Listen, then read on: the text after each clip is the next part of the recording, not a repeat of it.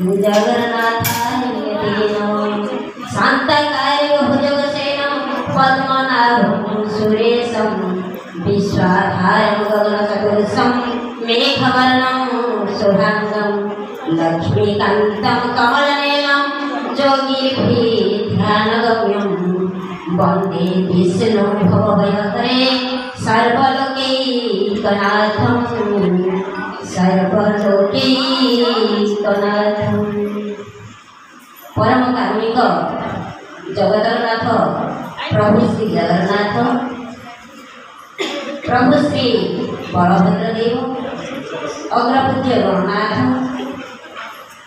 Soudal Suphala सस्य श्यामला आश्रयदायिनी अन्नदात्री माँ भारती, नाद ब्रह्म ओम मृणाल वाहिनी श्वेतांबरी वाग्देवी माँ सरस्वती, भारत मातार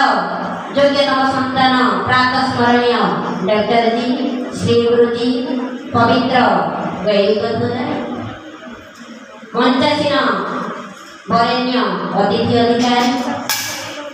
विद्यालय समस्त आचार्य आचार्य सेवक सेविका तथा शिशु भाई भौणी मानू आज